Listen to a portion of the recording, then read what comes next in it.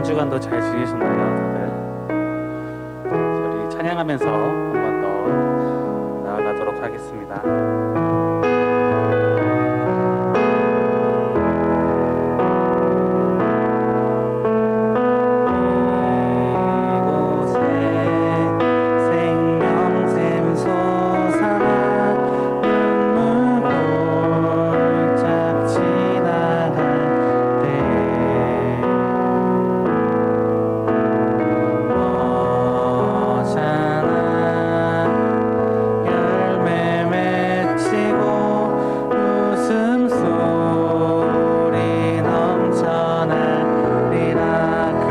하늘이 열리고 그날에 하늘이 열리고 모든 이가 보게 되리라.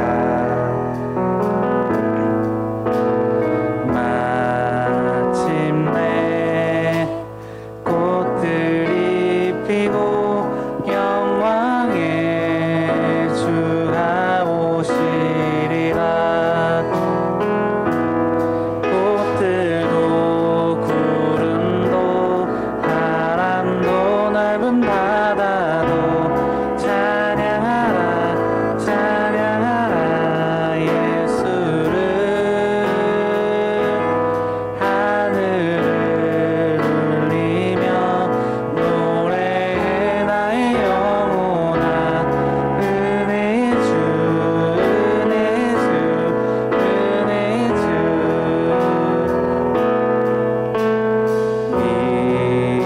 이곳에 생명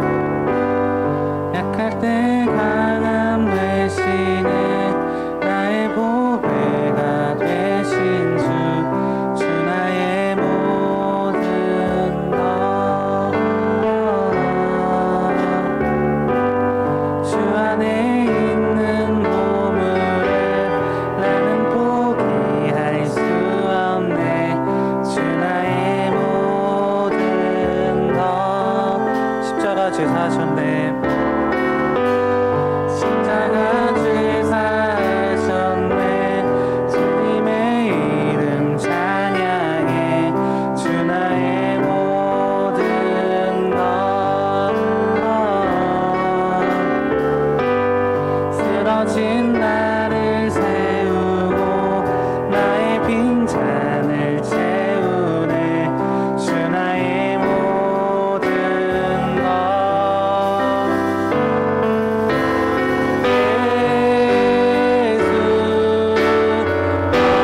어린 양 존귀한 이름.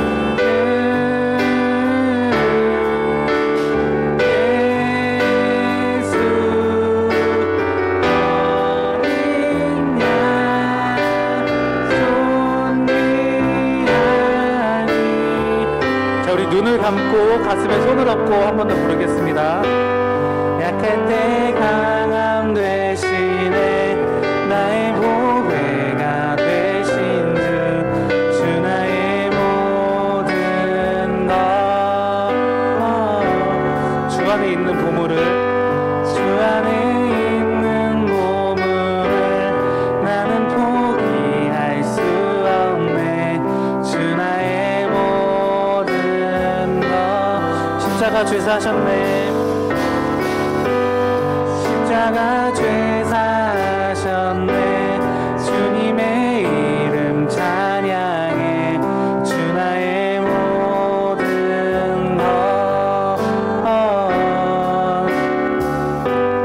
쓰러진 나를 세우고 나의 빈잔을 채우네. 주 나의 모든 것.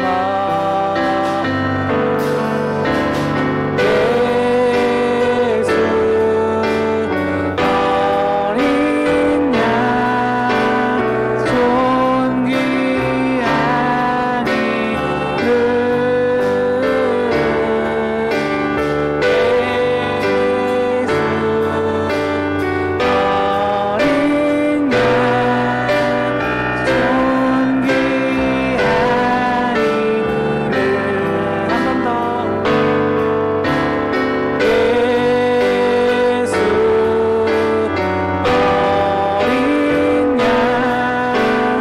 존귀한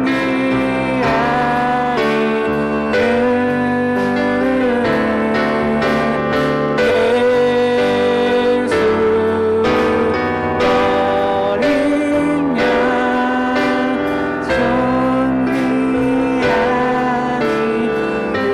어린 양 예수 어린 양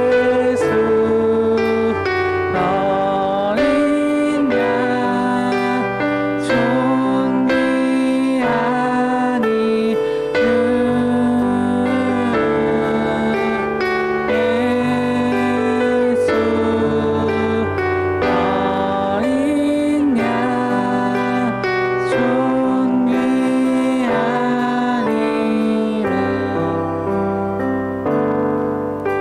자, 우리가 삶에서 되게 작거나 혹은 큰 고난과 어려움과 또 시련이 찾아오는 경우도 많은데요. 과연 이런 고난과 시련이 찾아올 때 우리는 과연 누굴 먼저 찾았는지, 과연 내가 내 힘으로만 할 수 있다고 생각해서 내가 내 방법을 구하고 내가 내 활동만 했던 건 아닌지 한번 생각해보고, 우리가 드렸던 찬양처럼 우리가 정말로 약해지고 힘들고 기댈 곳이 없을 때 주님께서 나의 힘이 되어주시고 나의 보배가 되어주신다는 것을 한 번 더 생각하면서 우리가 한 번 더 기도로 예배로 나아갈 수 있도록 하도록 하겠습니다. 하나님 아버지 감사합니다. 이렇게 우리가 삶을 살아가면서 시기에 시련들이 크건 작건 사소한 일이든 사소한 일이 아니든 이러한 수많은 많은 상황 속에서도 우리가 약할 때 과연 우리를 찾는 것은 제 자신을 찾는 것이 아니라 과연 하나님에게 기대고 하나님에게 의지하여서 하나님을 찾고 하나님을 구하고 있는 것이 아닌지 돌아봅니다.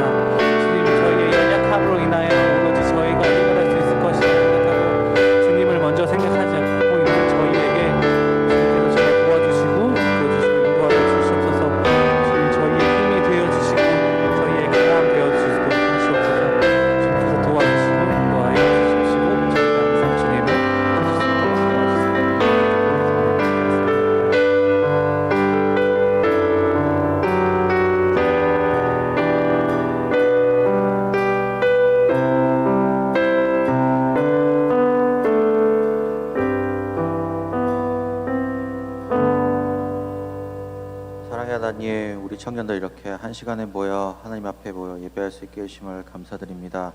주님, 이 예배 가운데 우리 청년들의 진심이 담아지게 하시고 또 우리가 각자의 자리에서 언제나 하나님을 찾을 수 있는 청년들 되도록 인도하여 주시옵소서. 주님, 2021년 새해가 시작되었지만 우리 삶에서는 아직 코로나가 벗어나지 못하고 있습니다. 아직도 함께 모여서 예배드리지 못하고 있고 또 많은 시간들을 참으면서 또 기다림의 시간으로 보내고 있습니다. 주님, 이 시간 가운데 몸과 마음 다치는 청년들 없게 해 주시옵시고 또 이 시간 동안 하나님의 말씀을 더욱더 다가갈 수 있게 하시고 또 그 시간을 보내면서 하나님과 멀어지지 않는 우리 청년들 되도록 인도하여 주시옵소서.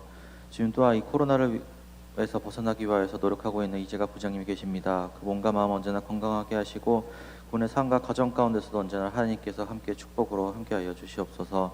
오늘 말씀을 전하시는 김동환 목사님께서 함께 하셔서 그 이슬뿐만 아니라 그 가정 내에서도 하나님의 말씀이 가득하게 하시고 김동환 목사님을 통하여서 우리에게 전해주시는 그 말씀이 청년들의 몸과 마음에 하나님의 삶에 살아가는 양식이 되도록 인도하여 주시옵소서.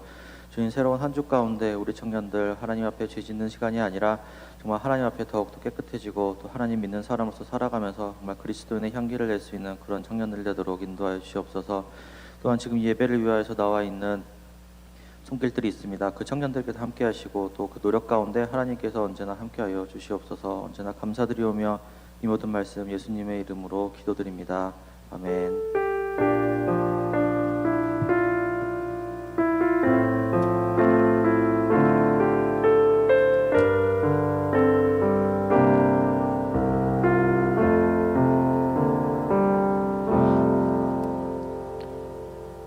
이 시간 축복하는 시간입니다. 각자의 자리에서 또 여기 계신 분들 옆에 분들을 보면서 서로 축복하겠습니다. 찬양하겠습니다.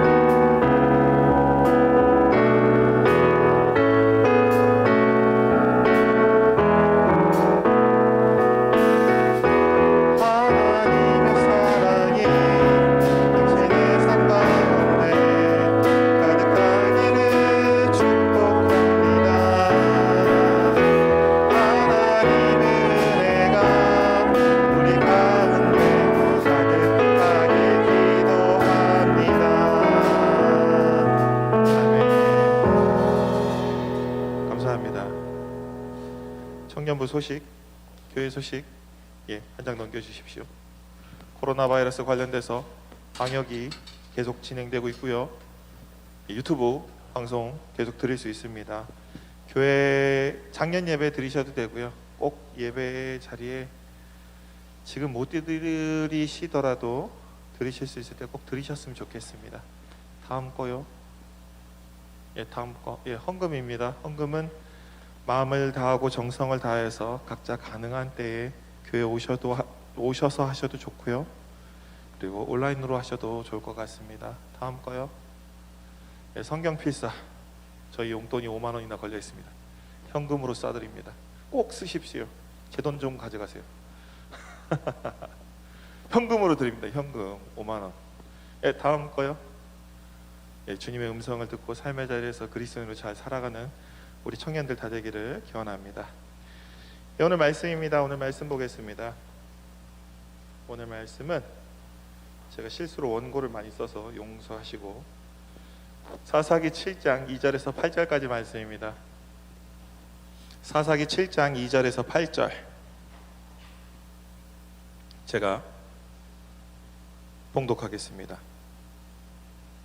여호와께서 기드온에게 이르시되 너를 따르는 백성이 너무 많은즉 내가 그들의 손에 미디안 사람을 넘겨주지 아니하리니 이는 이스라엘이 나를 거슬러 스스로 자랑하기를 내 손이 나를 구원하였다 할까 함이니라.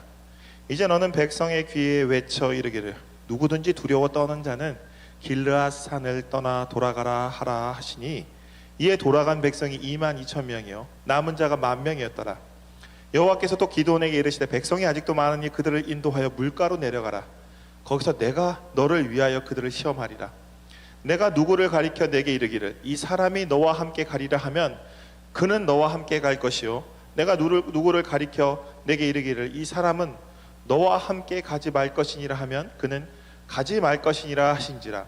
이에 백성을 인도하여 물가에 내려가매 여호와께서 기드온에게 이르시되 누구든지 개가 핥는 것 같이 혀로 물을 핥는 자들을 너는 따로 세우고 또 누구든지 무릎을 꿇고 마시는 자들도 그와 같이 하라 하시더니 손으로 움켜 입을 대고 핥는 자의 수는 300명이요 그 외의 백성은 다 무릎을 꿇고 물을 마신지라. 여호와께서 기드온에게 이르시되 내가 이 물을 핥아 먹은 300명으로 너희를 구원하며 미디안을 내 손에 넘겨주리니 남은 백성은 각각 자기 처소로 돌아갈 것이니라 하시니 이에 백성이 양식과 나팔을 손에 든지라. 기드온이 이스라엘 모든 백성을 각각 그의 장막으로 돌려보내고 그 300명은 머물게 아니라 미디안 진영은 그 아래 골짜기 가운데에 있었더라. 아멘. 오늘은 기드온과 300용사 이런 제목으로 하나님 말씀 증거하겠습니다. 끝에 물음표를 넣었어요. 기드온과 300용사 뭐 이런 느낌입니다. 지난주에 우리는 겁 많고 소심하며 의심 많은 기드온이라는 사사에 대해서 살펴보았습니다. 기드온을 보는 내내 이 사람은 나와 같은 사람이구나. 겁 많고 소심하고 의심 많은 자. 하나님께서 준비되고 완전한 자를 불러 사용하시는 게 아니고 우리 자체 그 모습 그대로 하나님이 불러 사용하신다는 말씀을 지난주에 같이 나눴습니다. 여기서 중요한 것은 아무리 준비되고 완전한 자라는 말을 듣는 사람이라고 해도 하나님께서 불러 사용하지 않으시면 아무것도 아니고 세상적으로 아무리 부족한 사람이라 할지라도 하나님이 불러 사용하시면 그로부터 세상이 구원을 받는다는 것입니다. 세상의 평가는 하나님 앞에서는 전혀 중요하지 않습니다. 세상에서 저 사람 정말 괜찮아 라고 얘기해도 하나님이 보실 때 우리는 성경에서 봤죠. 야곱 같은 사람을 하나님 고르시기도 합니다. 세상의 평가는 하나님 앞에서 전혀 중요하지 않습니다. 오늘 기드온 같은 사람, 이런 사람을 뽑아서 사용하십니다. 사람으로부터 인정받고 높임받는 것도 전혀 중요하지 않습니다. 기드온의 이 이야기는 바로 그것을 오늘 우리에게 보여주고 있습니다. 고린도전서 13장에 나오는 사랑에 대한 이야기가 있죠. 사랑에 대해서 뭐라고 나오냐? 내가 사람의 방언과 천사의 말을 할지라도 사랑이 없으면 뭐라고요? 소리나는 구리와 울리는 꽹과리 같고 내가 예언하는 능력이 있어 모든 비밀과 모든 지식을 알고 또 산을 옮길 만한 모든 믿음이 있을지라도 사랑이 없으면 내가 아무것도 아니요. 내가 내게 있는 모든 것을 구제하고 또 내 몸을 불사르게 내줄지라도 사랑이 없으면 내게 아무 유익이 없느니라. 이 사랑이 누구죠? 하나님이 곧 사랑이시죠. 사랑하지 아니하는 자는 하나님을 알지 못하나니 이는 하나님이 뭐냐? 사랑이시라라고 요한일서 4장 8절에 나옵니다. 곧 우리는 하나님이 없으면 아무것도 아니다라는 이야기를 하고 있습니다. 내가 아무리 잘나도 하나님이 없으면 난 아무것도 아닙니다. 하지만 내가 아무리 못나고 아무것도 아닌 사람일지라 할지라도 하나님이 함께하는 자에게 하나님께서 크게 쓰신다는 겁니다. 기도는 하나님의 부름을 받고 사람들이 두려워서 소심하게 한밤중에 바알의 제단을 부수고 아세라 목상을 찍어서 땔감으로 사용했습니다. 제가 자꾸 기드온이라는 사람에 대해서 보통 사람이라고 강조하고 있지만 그는 사람을 두려워했지만 하나님을 두려워했지만 바알과 아세라는 두려워하지 않는 사람이었습니다. 이것 하나만이라도 우리는 그에게 좀 배워야 할 점일지도 모릅니다. 역사서로 가면은 하나님도 두려워하지 않고 사람도 두려워하지 않고 우상만 두려워하는 자들이 나옵니다. 기드온의 장점 한 가지가 여기서 나오죠. 우상을 전혀 두려워하지 않는 사람이었다. 때는 미디안이 기드온을 필두로 이스라엘의 불온한 움직임, 이제 기드온을 통해서 막 사람들이 모이기 시작하니까 이 불온한 움직임을 파악하고 주변의 동맹국들을 모으기 시작합니다. 그래서 이 이스라엘을 밟아주려고 이 준비 중이던 시점이었어요. 이스라엘이 큰 위기를 맞게 됩니다. 이 사랑은 확인하는 거라 그랬죠. 기도는 이때 다시 하나님께 사랑을 확인합니다. 참, 여러분들도 꼭 사랑을 확인하십시오. 확인하지 않고 아무렇게나 행동하면 큰일 납니다. 36절에 뭐라고 하냐면 기드온이 주께서 이미 말씀하신 같이 내 손으로 이스라엘을 구원하시려거든 증거를 보이십시오 라고 얘기합니다. 그 증거로 뭐라고 하냐면 양털을 이렇게 갖다 놓고 여기에 이슬이 내리게 해주세요. 첫 번째가 뭐냐, 양털에만 이슬이 내리고 주변에는 이슬이 하나도 내리지 않게 해주세요 라고 이렇게 요청을 했어요. 그랬더니 하나님께서 그 기드온의 기도에 응답하십니다. 주변 땅은 다 말라있고 양털에 물이 가득해서 그걸 짜내니까 물이 한 그릇이나 나왔대요. 가득하게 나왔답니다. 근데 우리의 사랑꾼이자 확인쟁이 기도는 다시 한번 하나님께 요청합니다. 여러분들도 그거 잊어먹지 마세요. 나중에 연애할 때도 한번 그래 했다고 그냥 바로 손잡으면 안 됩니다. 한 2번쯤 물어보십시오. 뭔가 할 때 2번 이상 물어보셔야 됩니다. 2번 이상. 진수 형님 2번이라 이상 물어보시라고요. 여기 모태솔로시잖아요. 저도 아닌가요? 예. 2번 물어보시라는 거 2번. 예. 재성 형님 2번 물어보십시오. 예, 좀 아니다 싶으면 3번 물어보셔도 됩니다. 괜히 이상한 사람 될 수가 있어요. 이 사랑꾼이자 확인쟁이인 기드온이 다시 하나님께 요청합니다.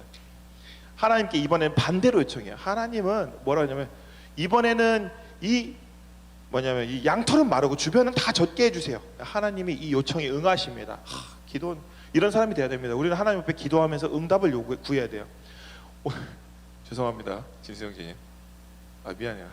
모태솔로 아닌 거 알고 있어요. 네. 하여튼 오늘 큰일 났네. 이거 어떻게 수습하냐. 이거 편집되나 이거. 오늘 기드온의 이와 같은 모습은 우리에게도 좀 필요합니다. 그래야 이 일이 내가 원하는 일인지 하나님이 원하시는 일인지 구분이 갑니다. 이것을 구분하지 않으면 우리가 문제가 생겨요. 내가 원하는 일을 하면서 우리가 이렇게 얘기합니다. 하나님 원하시는 일을 하고 있어. 내가 원하지 않는 일을 하면서 이건 하나님께서 원하지 않는 일이야, 이렇게 말할 수가 있다는 겁니다. 이렇게 되면서 뭐냐? 내가 하나님이 돼버리는 겁니다. 이렇게 되지 않기 위해서 우리는 어떻게 해야 되냐면 뭘 하기 전에 하나님한테 응답을 구하는 게 좋습니다. 하나님, 내가 이거 하고 싶은데 하나님 응답을 주십시오. 뭐 좀 보여주세요. 이걸 내가 할 수 있게끔 하나님 길을 열어주세요. 그리고 그것에 대한 증거를 제가 봐야 내가 이 일을 하겠습니다. 이렇게 해야만 하나님이, 우리는 이렇게, 어떤 사람들은 하나님이 이렇게 하시는 걸 더 기뻐해, 하나님을 이렇게 해야 더 큰 영광을 돌려, 하나님은 아침부터 저녁까지 교회 주일날 하루 종일 봉사하는 청년에게 더 좋은 배우자와 더 좋은 직장과 이런 걸 주셔. 다 거짓말이죠. 거짓말입니다. 이거 거짓말입니다. 큰일 났네. 거짓말입니다. 이거는 진심으로 하는 자에게는 무엇을 해도 복을 주시지만 그 모든 걸 확인해야 됩니다. 내가 아침부터 저녁까지 내 의로 교회에서 억지로 막 엄마가 큰일 났네. 엄마가 권사님이고 뭐 아빠가 목사님이고 장로님이라서 억지로 막 머리끄댕이 아침부터 저녁까지 아무 은혜도 되지 않는데 교회에서 막 끌려와갖고 억지로 봉사하는 거는 아무런 의미가 없습니다. 그래서 먼저 물어봐야 됩니다. 그래서 하나님, 제가 이번에 교사를 하고 싶은데 해도 될까요? 아니면 하나님, 제가 교사를 하기 싫은데 안 해도 될까요? 라고 물어보셔야 됩니다. 그러면서 하십시오. 여기 양털을 갖다 놓고 새벽에다가 무릎 떠놓고 기도를 하십시오. 여기만 이 정도 기도를 해서 진짜 하나님이 정말 응답하시면 그 양털에 말라 있을 겁니다. 안 믿으십니까? 자, 큰일 났네. 믿으셔야 되는데. 그래서 그런 것을 하지 않으면 그 모든 것은 내 생각이고 나의 의고 다 내 것이 됩니다. 그래서 그 영광도 내가 받고 그 칭찬도 내가 받고 다 내게 돼버립니다. 그래서 우리는 우리의 생각을 벗어나서 하나님께 우리가 그 증거를 요구하고 증거에 따라 행동할 때 그것을 하나님이 받으시는 예배가 되는 겁니다. 그것이 아무리 무리한 요구라도 그것을 할 때 하나님이 받으시는 겁니다. 하나님의 일은 대단한 계획과 경험과 지난날의 경력과 엄청난 일을 성취한 자를 통해서 이루는 것이 아닙니다. 내가 옛날에 300명을 전도했어요, 1000명을 전도했어요 라는 사람을 통해서 하나님이 일을 하시는 게 아니라는 겁니다. 우리가 온전히 이해할 수 없고 완전히 알 수 없는 신비 속에서 이루어집니다. 누가 생각이나 했겠습니까? 아무도 모르는 데서 혼자 숨어갖고 밀가는 탈곡하는 그 사람을 불러다가 누가 세워서 사사를 만들어서 나라를 구원하겠다고 하나님이 이건 하나님의 계획입니다. 그건 신비입니다. 우리가 하나님을 다 알 수 있다고 생각하면 착각입니다. 먼저 모른다고 생각해야 됩니다. 우리는 어떻게 하면 어떻게 된다는 거죠. 하나님 말씀에 순종하고 아침부터 저녁까지 열심히 하나님의 일을 하고 그러면 하나님께서 우리에게 복 주시고 우리의 길을 열어주시고 그러면 성공하고. 거짓말입니다. 거짓말입니다. 그랬으면 부자 청년은 계속 부자 청년이 예수님한테 칭찬받았어야 됐어요. 부자 청년이. 근데 예수님 뭐라냐, 부자 청년한테 네가 참 천국 가기 힘들겠다라고 얘기합니다. 부자 청년은 아침부터 저녁까지 늘 말씀에 순종하던 사람이었어요. 그거 빼고 예수님의 마지막 그 요청 빼고는 진짜 말씀에 순종하고 착한 사람이었습니다. 어디 가나 칭찬받는 사람이었습니다. 근데 예수님이 뭐라 그랬냐면은 그것을 원하지 않으셨어요. 정말 너가 모든 것을 다 나를 위해서 내어놓을 수 있느냐라는 그 질문에 결국 그는 대답하지 못했습니다. 기계적으로 혹은 배운 대로 말씀에 따라 살아가는 것만이 또 순종이 아니라는 겁니다.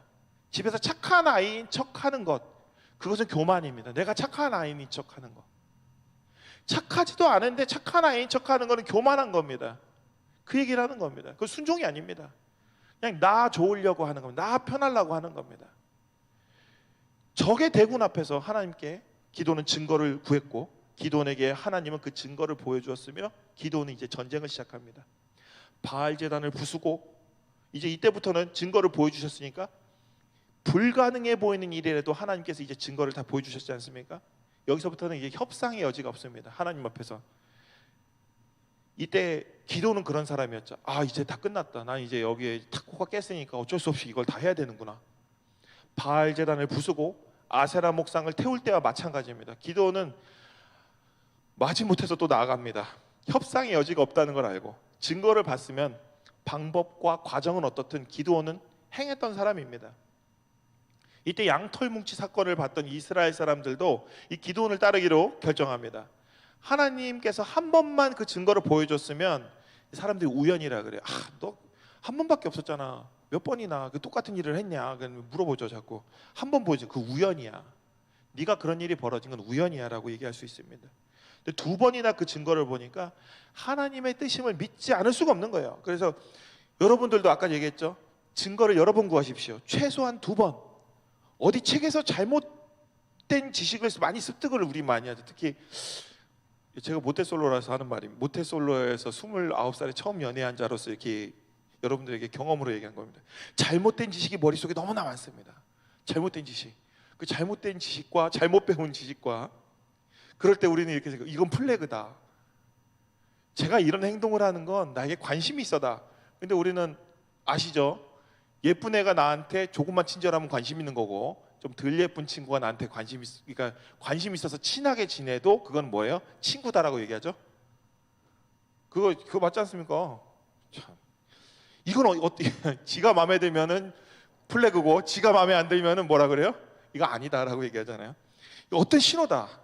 이게 어떤 신호? 이러다 범죄가 일어나는 겁니다. 책으로 배운 놈, 글로 배운 놈들이 범죄를 일으키는 거예요. 열심히 연애하십시오. 하나님 앞에 반역하게 되는 겁니다. 이것은 하나님과의 관계뿐만 아니라 사람과의 관계에서도 마찬가지입니다. 묻지 않고 내 뇌피셜로 마음대로 행동하면, 책에서 잘못 배운 지식이나 잘못된 코칭을 통해서 블루라이트야, 건너야지 이러는 순간에 범죄자가 됩니다. 입 떴다 뭐합니까? 여러분들 입 떴다 뭐합니까? 확인하고 물으십시오. 오늘 기도원이 어떻게 했습니까? 하나님 보여주세요. 하나님 이거 나한테 보여주세요. 증거를 요구합니다. 제발 꿈속에라도 내가 그걸 알고 싶으니까, 내가 이 길을 건너야 되는지 말아야 되는지 꿈속에라도 제발 한번 보여주십시오. 그리고 꿈 한 번 꾸면 안 됩니다. 2번 이상 꾸십시오. 기도원의 소심함이 그때 이제 신중함으로 바뀌는 겁니다. 옛날에 소심했죠. 2번, 3번 물어보는 것, 그리고 증거를 요구하는 것. 그 신중함은 곧 주변의 이스라엘 백성들로부터 신뢰까지 가져옵니다. 주변 사람들도 나를 믿게 만듭니다. 아, 저 사람이 소심한 사람인 줄 알았더니 예수 만나고 나서 신중한 사람이라는 걸 알게 된 겁니다. 이 진짜입니다. 소심한 사람이 예수 만나면 신중한 사람이 됩니다. 수많은 사람들이 기도원을 따르게 됩니다. 당시 얼마나 많은 사람이 따랐는가 보면 오늘 2절 말씀에 나옵니다. 하나님께서 친히 기도원에게 이렇게 말하죠. 너를 따르는 백성이 많은즉 내가 그들의 손에 미디안 사람을 넘겨주지 아니하리니, 이는 이스라엘이 나를 거슬러 스스로 자랑하기를 내 손이 나를 구원하였다 할까 함이라. 그러니까 니네 스스로 니네가 구원하였다 할까 하니, 지금 빨랑 지금 여기서 사람들 좀 줄여라라고 얘기합니다. 이 말씀이 뭐냐면, 현실적으로 그때 모인 사람들 쪽수로 보면은 충분히 그 쪽수로도 이길 수 있는 숫자가 기도원을 따른 겁니다. 그러니까 하나님께서 그렇게 모인 사람들 흩으라고 하십니다. 안정적이고 확실한 승리가 있는데 하나님께서 그렇게 이겨봐야 너희들 교만해지니까 흩으라고 얘기합니다. 하나님께서 수능 점수를 넉넉하게 주셨는데, 야, 그 점수로 거기 가지 말고 더 좋은 대학 가서 뭐 아슬아슬 간당간당한데 거기 끄트머리에 가서 꼬리가 되지 말고 저쪽 가서 저기 지방대 가, 뭐 이런 얘기를 하고 있는 거예요. 지금 흩어버리라는 겁니다. 그래서 안정적이고 확실한 승리가 있는데, 세상적으로 확실한 승리가 있는데 너희들이 이것 때문에 교만해진다, 흩으라라고 얘기합니다. 이런 일도 있는 겁니다. 모든 걸 다 준비해놨어요. 다 준비했는데 이제 하나님께서 허락이 떨어지면 정말 현실적으로 확실한 승리가 되고, 하나님 더해주시면 또 확실한 승리입니다. 그럴 때 하나님 이렇게 말씀하시는 겁니다. 그렇게 하면 네가 내가 살아있는 걸 알지 못할 것 같아. 네 힘으로 이겼다고 할 것 같아. 네 똑똑함에 너의 능력으로 네가 구원받았다고 할 것 같아. 그러니까 네 능력을 좀 버리라고 얘기합니다. 네가 가지고 있는 걸 좀 내려놓으라는 겁니다. 사업하려고 자금을 다 모아놨어요. 그 자금이 너무 많으니까 야, 어려운 사람 도와주고 너 그중에 일부 자금만 가지고 한 10분의 1만 가지고 사업을 진행해라. 그럼 내가 성공하게 해줄게. 그러니까 제가 나중에 혹시라도 교회를 개척하려고 막 준비를 다 했습니다. 사람들도 모였어요. 감사하게 사람들도 한 그럴 일은 없겠지만 제가 움직이니까 막 수백 명이 막 김 목사님 당신과 함께 교회를 개척한다 뭐 이러면서 막 사람들이 왔어요. 제가 10억을 내겠습니다. 아유 감사합니다 주님. 예. 그래서 10억에 돈도 모였고 이제 제가 가서 이제 3만 딱 뜨면은 이제 바로 건축 공사 들어가고 막 교회가 막 일어설 것 같은데 하나님이 이렇게 얘기하는 겁니다. 여기 모인 사람 너무 많아. 다 집으로 돌려보내고 저기 이제 하는 겁니다. 다 돌려보내라는 겁니다. 하나님이 너무 많은 돈으로 시작하는 것도 10억이 어디 개척하는 주제에 10억이 있지. 야 남들은 옛날에 목사님이 천막 치고 시작해서 하나님이 갑자기 돈을 다 쓰지 말라는 겁니다. 주변에 어려운 사람 있으면 도와주라는 거예요.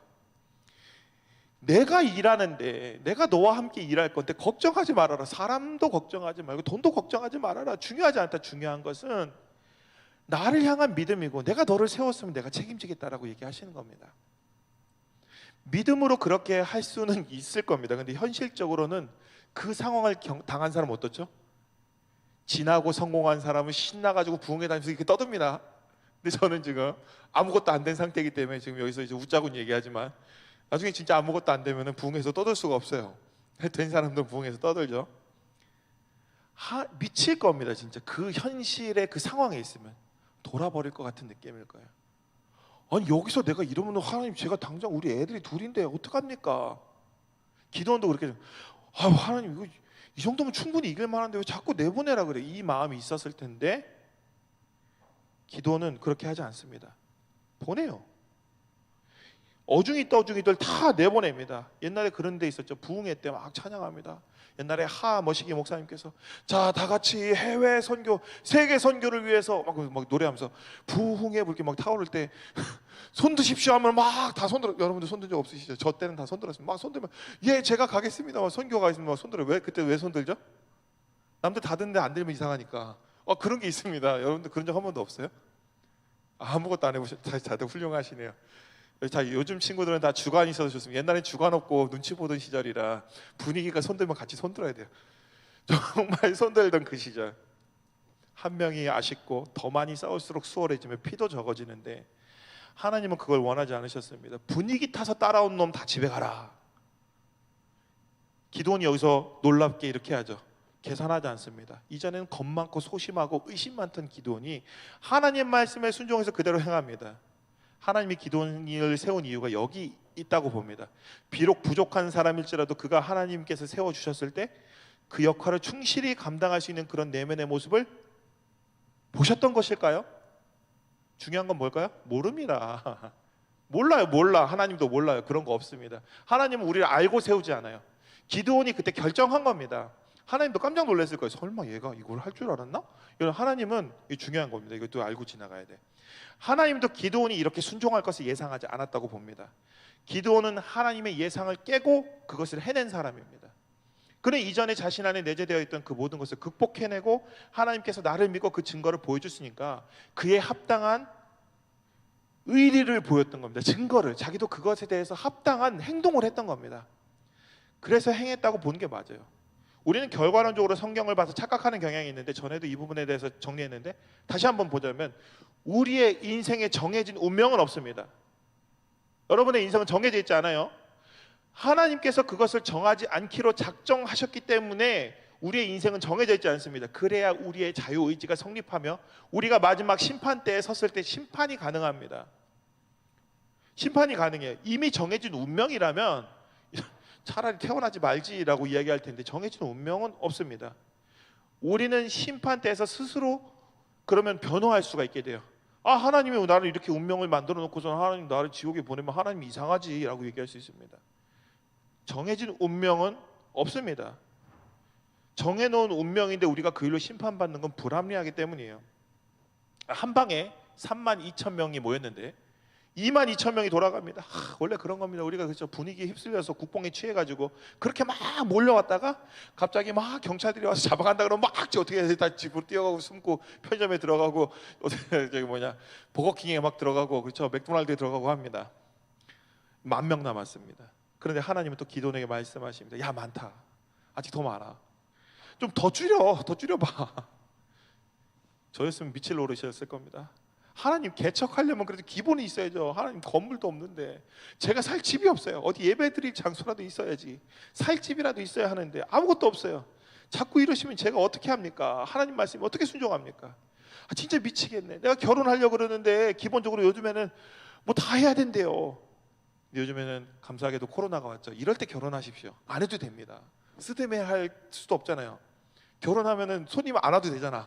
작게 그냥 이렇게 가족들끼리 모여서 적당히 짝짝꿍하고 끝내면 되잖아. 이럴 때 결혼하시. 이때가 기회다. 안 그러면은 결혼하다가 빚만 잔뜩 져요. 해외여행 못 가잖아. 해외여행 갔다 오려면은 빚만 한 2천만 원 지고 갔다 와야 돼. 이때 결혼하십시오. 이때입니다. 돈 적게 드리고 사랑하는 사람과 준비 안 한 상태로. 제가 연봉이 얼마인데 언제 이 돈을 다 모아서 결혼합니까? 하나님 집은 어떻게 구해요? 모르겠습니다. 그러니까 결국에는 저 결혼 안 하고 혼자 살래요. 혼자 사는 게 편해요. 그럴 법도 한 이야기를 하나님이 오늘 기도원에게 요구하고 계십니다. 요구 자꾸 걷어내래요. 상대방은 한두 명이 아닙니다. 연합국입니다. 연합군. 그 숫자는 말도 못할 정도로 많은데 하나님은 야 10,000명도 많아 라고 얘기합니다. 쟤네들은 한 몇만 명 모인 것 같은데요 라고 말도 안 해요. 기도원이 여기서 또 결정합니다. 그렇다면 제가 그렇게 할게요. 이미 증거를 본 기도원은 하나님 말씀에 그냥 순종합니다. 여기가 중요합니다. 아무리 증거를 보여줘도 늘 징징거리는 사람이 있습니다. 저입니다. 하나님 이것까지만 해주시면은 제가 하나님 앞에 열심히 하겠습니다라고 해놓고서는 그렇게 거기까지 딱 해주세요. 그럼 뭐라냐면 좀 더 쓰시지 이런 느낌 들지 않습니까? 증거를 한 후에 하나님 말씀에 그대로 순종하는 사람도 있는데 왜 또 새로운 거 자꾸 요구하는 징징이들이 있습니다. 근데 기도는 어땠냐면 그렇게 얘기 안 했어요. 하나님이 나한테 지켜준 의리, 하나님이 나에게 보여준 그 모든 사랑, 보여준 그 증거, 그걸 붙드니까 기도원이 뭐라고 하냐면 네 할게요. 하나님이 가르쳐준 방법대로 할게요 라고 합니다.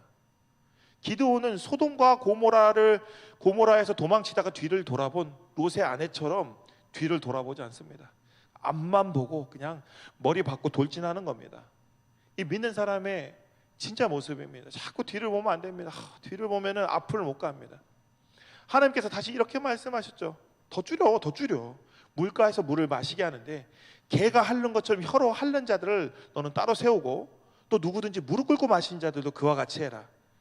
이 부분에서 손을 움켜대고 개처럼 핥아먹는 자가 300명이었고 나머지는 무릎 꿇고 물을 마십니다. 그럼 이 중에 생각을 해보십시오. 일반적인 사람들은 다 무릎 꿇고 물을 마시는데 개처럼 이렇게 손을 핥아서 먹는 300명은 뭐죠? 어떤 사람은 이렇게 합니다. 특별한 뭔가 사주 경계를 하면서 이게 주의 깊은 사람. 거짓말입니다. 10,000명 중에 300명만 이랬대. 한마디로 이 300명은 뭐냐면 특이한 사람입니다. 이상한 사람. 성격 이상한 사람. 그러니까 어떻게 보면 좀 약간 부족한 사람일 가능성이 큽니다. 처음에 그 22,000명 돌아갈 때 집에 가라는 말이 무슨 뜻인지도 모르는 사람일 가능성이 큽니다. 왜냐하면 되게 중요한 부분이 있는데 하나님은 이 300명을 정예병사를 뽑으려고 모았던 게 아닙니다. 중요해요. 하나님이 정예병사를 뽑으려고 300명을 모았으면은 그냥 처음에 3만 명 갖고 전쟁해도 됐습니다. 진짜 정예병사? 이런 거 아닙니다. 정예병사로 뽑을 정도였으면은 그러면 그 정예병사 뭐라고 얘기했습니까? 300명의 영웅. 그거 되는 거지. 스파르타의 300이 되는 거지. 근데 여기 있는 사람들은 스파르타의 300처럼 용맹하게 싸우지 않았습니다. 무기도 뭐였죠? 항아리에다가 등, 횃불에다가 이거 깨고 소리 지르고 나팔 부르고 이게 전부입니다. 그러니까 항아리를 깨고 횃불에 불을 붙일 수 있고 나팔 불고 소리 지를 줄 아는 사람. 이런 사람 300명 데리고 있었습니다. 나머지 10,000명 중에 9,700명은 다 정상적으로 물을 마시는데 이상하게 물 마시는 사람 300명 데리고 가서 전쟁을 한 거예요. 이게 진짜 중요한 겁니다. 이 전쟁을 어떻게 했냐면 이 기도는 어떻게 했냐면 예 가서 하겠습니다 한 겁니다. 이때 이 300명은 어떤 사람이냐면 하나님의 선택을 받아서 이 백성을 구원하기에 모인 사람 중에 그 32,000명 중에 가장 부족한 300명이었다고 보는 게 맞습니다. 용사가 아니고 제일 연약하고 약하고 부족한 300명. 어쩌면 두려워 떠는 자라는 말귀도 못 알아듣고 뭔 말인지도 몰라서 집에도 못 갔던, 그런데 되게 부족한 사람인데 이 사람들을 하나님께서는 구원의 역사 현장에 함께 데리고 갈 300명. 예수님 태어나셨을 때 누가 제일 먼저 갔죠? 목자들이 갔습니다. 목자들. 대단한 사람들이 간 게 아니에요. 마태복음에서는 동방 박사가 갔다고 했지만 우리 전에 그거 기억나십니까? 배울 때 성경 공부할 때 마태복음 할 때 동방 박사는 오는데 한 2년 정도 3년 정도 걸렸다고 이야기합니다. 요즘에는 그렇게 봐요. 왜냐하면은 별을 보고 별을 보고 예수님 태어난 날 별을 보고 그 동방에서 예수님 만나러 오려면은 걸어서 와야 되는데 말 타고 오든지 무슨 적토마가 있는 것도 아니고 비행기가 있는 것도 아니고 뭘 타고 오는 것도 아니니까 오래 걸리는 겁니다. 제일 먼저 누가 왔다고? 목자들이 왔습니다. 그 구원의 역사의 현장에 목자들이 온 겁니다. 이 부분이 정말 중요합니다. 하나님의 구원의 역사는 이렇게 일어납니다. 철저히 준비하고 세상의 방법을 다 동원하고 무엇이 가장 합리적이고 리스크가 적은지 철저한 공학적인 계산 아래 손해보면 안 되지만 이러면서 끝나지 않는 회의, 여러분들 해보셨습니까? 끝나지 않는 회의. 우리 교회는 그렇지 않습니다. 정말 감사합니다. 예전에 저희 이제 신양교회 부목사님들 옆에서 회의하는 거 봤는데 2박 3일 동안 마라톤 회의를 합니다. 잠도 안 자고 2박 3일 동안 회의를 하세요. 봤는데 토할 것 같더라고요. 옆에 그 대신 전 그때 교육 전도사라 전도사들은 빼주고 그날 저녁에 집에 다 보내줬어요. 얼마나 감사하죠. 할렐루야 외치며 집에 갔는데 그렇게 해도 안 된다는 겁니다. 근데 뭐라고 하냐면 그렇게 해도 안 돼. 우리가 이렇게 열심히 준비해도 안 돼. 그렇게 해야 실패를 줄일 수 있어. 이런 얘기를 합니다. 사람들은 자꾸 계획을 세우고 뭔가 자꾸 실험을 해보고 그럽니다. 그런데 믿는 사람은 그렇지 않습니다. 그 계획과 모든 것 전에 먼저 하나님의 부름을 받아야 됩니다. 하나님의 부름이 있어야 되고 그 부름에 대한 확신이 있어야 됩니다. 그리고 그 확신이 뭐가 되냐면 이제 그 명령에 따라 행하는 실천이 되어야 됩니다. 하나님께서는 그런 그를 어떻게 하냐면 그를 통해서 그가 어떤 행동을 해서 구원을 하는 게 아니라 구원의 역사의 현장에 그를 초대하시는 겁니다. 그리고 구원의 역사를 통해 그를 증인으로 세워주시는 겁니다. 그게 그리스도인 되는 겁니다. 그 전에 가장 중요한 것이 뭐냐면 기도해야 됩니다. 여러분 기도하십시오. 하나님께서 나를 통해 무엇을 원하시는지, 하나님 제가 뭐 하면 좋을까요? 기도하십시오. 하나님 앞에 사마리아 여인과 같이 삶 속에서 늘 기도해야 됩니다. 날마다 삶 속에서 기도해야 됩니다. 뭐라고 하냐면 하나님 내 괴로움과 아픔을 다 내어놓고 기도합니다. 숨어서 이 곡식 탈곡하면서 기도원이 뭐라고 하겠습니까? 곡식 탈곡하면서 내 인생은 왜 이러면서 하나님 원망하는 거예요. 하나님 진짜 내 인생은 왜 이래요? 이렇게 숨어가지고 무서워 죽겠네. 제가 와서 내 곡식 뺏어갈까 봐 난 무서워서 이렇게 탈곡하고 있는데 지금 신세 한탄하면서 하나님 앞에 응답을 구하는 겁니다. 지금 내 신세가 이렇습니다. 여기서 하는 이 모든 것들이 하나님 앞에 나 이렇게 살아도 괜찮아요? 물어보는 겁니다. 일단 이제 앞으로 언제 구원해 주실 거예요? 신세 한탄이라도 하면서 하나님 앞에 자꾸 구하는 겁니다. 나 괜찮아요. 하나님 앞에 소리치면서 자꾸 물어보는 겁니다. 그러려면 왜 나를 이 땅에 보내셨고 나를 여기 만드셨습니까? 무엇이든지 하나님 앞에 소리치고 원망도 하고 토하면서 신세 타령해도 됩니다. 이 목 같은 세상 중심에서 참고 인내하고 살아가고 있는데 내가 왜 죽을날만 기다리는 무슨 시체처럼 이렇게 살아야 되냐고. 이 고통의 세월에서 내가 언제쯤 벗어날 거냐고. 이게 언제 끝나냐고 하나님께 자꾸 물어봐야 됩니다. 미칠 듯한 이 고통스러운 상황을 언제 끝내주실 겁니까? 하나님 나의 구원의 때는 언제입니까? 제발 응답해 주십시오. 계속 응답하는 겁니다. 찌질하고 어디 가서 이상한 짓 하고 그런 상황에서도 남들이 볼 때 정말 너는 왜 인생을 그렇게 살아 하는 그 순간에 세상이 나를 다 무시하고 너는 왜 그렇게 어리석게 살아라고 이야기할 때 하나님한테 물어야 됩니다. 하나님 정말 저는 쓸모없는 사람입니까? 왜 쓸모없는 저를 이곳에 보내셔서 이렇게 저를 아프게 합니까? 하나님 들으십니다. 그리고 응답하십니다. 아직 여러분들에게 시간이 많아요. 죽기 전까지 우리 시간은 끝나지 않으니까요. 포기하면 안 됩니다. 이 세상에 익숙해지면 안 됩니다. 물들면 안 됩니다. 멈추지 않아야 됩니다. 묻기를 멈추지 않아야 됩니다. 하나님께 기도하면서 계속 구하십시오. 오늘도 구하셔야 됩니다. 뭘 구하냐? 뭐든지 구하십시오. 뭐든지. 하나님 미칠 것 같아요. 오늘 미칠 것 같아요. 내 마음대로 되는 게 하나도 없습니다. 왜 이거를 나에게 주셔서 날 이렇게 괴롭게 하십니까? 내가 왜 이렇게 해야 됩니까? 자꾸 물으십시오. 그 증거를 구하십시오. 이걸 내가 해야 되는 일이라면 하나님 나에게 이것을 해낼 수 있는 힘과 능력과 또한 이러이러한 것들 저에게 보여주십시오. 그리고 하나님께 그 응답을 받았으면 움직이는 겁니다.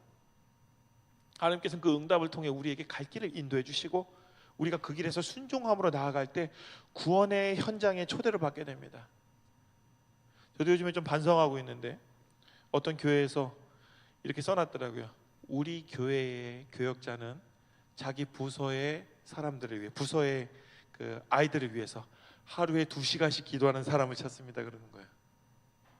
그래서 제가 요즘에 좀 반성하고 있습니다. 내가 우리 청년들을 위해서 하루에 2시간 기도했나. 그래서 얼마 전에 그 얘기를 아내랑 하더니 회개해야겠네, 영적 기도 다시 해야겠어 라는 얘기를 또 들었습니다. 안 되면 영적 기도라도 다시 하십시오. 해야 됩니다. 저도 지금 반성하고 또 기도하려고 계속 생각하고 있습니다. 생각하면 안 돼. 내일부터 해야죠. 그럴 때 나만 구원의 현장으로 초대받는 게 아니라 함께 구원의 현장에 초대받게 됩니다. 하나님께서는 이 땅의 원리로 당연히 가능한 것에는 함께 하지 않으십니다. 누가 자꾸 물어볼 때 저는 되게 주눅 들어요. 되게 주눅이 듭니다. 나는 한 번도 큰 교회에서 사역해 본 적이 없고 늘 작은 교회만 다녔고, 그러다 보니까 어느 순간에 이런 생각이 드는 겁니다. 우리 교회에 대한 나의 마음이, 우리 교회뿐만 아니라 내가 지금까지 했던 나의 마음이 나 자신만 깎아내린 게 아니라 내가 만났던 그 훌륭하고 위대했던 그 장로님과 우리 목사님과 권사님과 또 우리 집사님들과 우리 또 청년들과 우리 아이들을 내가 함께 작은 사람을 만들어버린 겁니다. 내가 그렇게 만들고 있더라고요. 그렇지 않습니다. 큰 게 뭔 상관이고 작은 게 뭔 상관이고 그게 어디 있습니까? 어느 순간에 스스로 막 자꾸 스스로 하나님을 믿지 않기 때문에, 기도하지 않았기 때문에 그런 나쁜 생각을 갖게 되는 겁니다. 여러분들도 기도하십시오. 여러분들 한 명 한 명이 얼마나 대단한 사람인지 잊지 않으셔야 됩니다. 기드온을 통해서 이스라엘을 구원하셨습니다. 그 대단한 사람을 통해서 구원한 거 아닙니다. 므낫세 지파에 아무 이름도 없고 정말 별것도 아닌 기드온을 통해서 구원하셨습니다. 에브라임 지파도 아니고 유다 지파도 아닙니다. 오늘 하나님은 당연히 가능한 일을 하는 사람들을 가지고 쓰지 않습니다. 그 당연함을 만들기 위해서 애쓰고 있는 이들에게 손을 내밀지 않습니다. 당연함을 네 스스로 만들지 말고 내게 손을 내밀어라. 이전에 내가 경험하지 못한 놀라운 일을 내게 경험할 수 있도록 내가 이끌어 줄 것이다. 자꾸 스펙 만들고 뭐 이런 것에 정말 막 몰두하면서 하나님 잊어버리고 사는 것은 정말 의미가 없습니다. 하나님의 놀라운 일을 경험하기 위해서는 그것을 하는 것조차도 물어보고 해야 됩니다. 그러면 더 크게 하나님께서 부어주십니다. 예레미야 33장 3절에 이르죠. 너는 내게 부르짖으라. 내가 내게 응답하겠고 내가 알지 못하는 크고 은밀한 일을 내게 보일 것이라고 말씀하셨습니다. 우리 기도합시다. 좀 늘 기도합시다. 하나님께 부르짖는 자들을 통해서 하나님께서 오늘도 놀라운 일을 계획하십니다. 세상의 필요를 채운 자들을 통해서는 세상의 일을 하지만 세상의 필요를 내려놓고 하나님께 구하며 말씀에 순종하는 자에게는 세상이 감당하지 못할 놀라운 일들을 가능케 하십니다. 오늘 우리 청년들이 세상의 필요를 채워 당연히 얻을 세상의 일에만 집중하지 않고 하나님께 구하는 자, 그에게 이전에 경험했지 못했던 놀라운 역사를 반드시 일으키실 것입니다. 세상의 필요를 채워서 당연하게 그 스펙에 맞게 가는 게 아니고 세상에서는 어떻게 저런 걸 어떻게 해? 라는 생각이 드는 그 사람을 하나님이 뽑아다가 그를 세우시고 세상을 부끄럽게 하신다는 겁니다. 오늘 우리 청년들이 그 역사의 주인공이 되기를 기원합니다. 오늘 하나님께서 저에게도 말씀하십니다. 네가 가진 게 너무 많다. 가진 게 많다. 요즘에 자꾸 욕심을 부린 건 아닌데 자꾸 이것저것 폐지 줍듯이 나눔 받은 거 이것저것 해서 뭐 고쳐 쓰고 막 이렇게 해갖고 했더니 어느 날 봤더니 집에 짐이 좀 많더라고요. 지금 그래서 만화책도 좀 한지를 저기 청년부시에다 갖다 놨어요. 모아놨던 만화책 중에 다 본 거 한 세트 갖다 놨습니다. 저 자꾸 털어놓으려고 좀 생각 중이에요. 넌 가진 게 너무 많다. 내가 너를 지금 도와줘 봐야 너는 내가 구원한지 모를 것이다. 확실한 구원의 현장에 들어오기 위해서 지금 너가 가지고 있는 그것을 내려놓을 수 있겠느냐라고 하나님께서 물으십니다. 여러분들이 그렇게 내려놓았을 때 이전에 경험하지 못한 더 큰 구원을 경험하게 될 것이라고 오늘 하나님 약속하십니다. 뭘 내려야 될지 모르겠어요. 내려놓기 전에 기도하고 내려놓으시고, 아까 얘기했죠. 양털 잊어먹지 마십시오. 양털 잊어먹지 마시고 하나님한테 응답을 구하십시오. 자기 전에 이렇게 방에다가 양털을 갖다 놓고 하나님이 양털을 축축하게 해주시면 제가 내일 이런 거 하십시오. 양털 정 안 되면 밖에다가 양털에다가 오늘 이 양털에 눈이 2mm 쌓이면 뭐 이런 거를, 아니 그거를 미신이라 생각하지 마시고, 그리고 실제로 그렇게 됐을 때 미친 척하고 딱 한 번만 해보십시오. 진짜 하나님의 놀라운 역사를 경험하실 줄 믿습니다. 기도하겠습니다. 하나님, 오늘 기드온은 전쟁의 승리를 위해서 세상적으로 완벽한 준비를 마쳤습니다.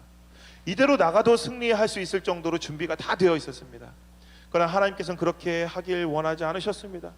그로 인해 그들이 교만해져서 다시 죄악에 빠질까 염려하셨고, 그들이 더 큰 구원의 역사를 경험함으로 하나님께 더 가까이 나아와 그들이 늘 평안히 안식하며 하나님의 인도하신 가운데 기쁨으로 살기를 바라셨기 때문이었습니다. 구원은 하나님께 있음을 명확히 인식함으로 그들을 참 구원으로 인도하시려고 오늘 세상적인 것은 단 하나도 남기지 않고 다 걷어내도록 명령하셨습니다. 기도는 그 말씀에 순종했고 놀라운 하나님의 구원의 현장에 증인이 되었습니다. 주님, 우리 청년들이 이와 같은 믿음의 사람이 되기를 원합니다. 세상적으로 당연히 준비되어서 당연하게 얻게 되는 세상적인 보상과 세상적 구원만이 아니라 하나님 뜻에 순종함으로 이 땅에서 감히 경험할 수 없는 놀라운 구원의 역사의 현장에 초대받는 진정한 믿음의 사람 다 되게 하여 주시고, 그 안에 참된 구원과 기쁨과 평안과 안식 가운데 많은 사람들을 그곳으로 인도하는 귀한 하나님의 청년들 다 되게 하옵소서. 한 주간도 세상 가운데 살아갈 때 그 무엇보다 기도로 시작하게 하시고, 어떤 상황 가운데서도 이 기도의 끈을 놓지 않을 때 하나님께서 불쌍히 여기셔서 긍휼히 여기셔서 우리 청년들 다 구원하여 주옵소서. 주께서 붙들어 주실 줄 믿사오며 우리 주 예수 그리스도의 이름으로 기도드립니다. 아멘. 다 같이 파송과 봉헌의 찬양 드리겠습니다.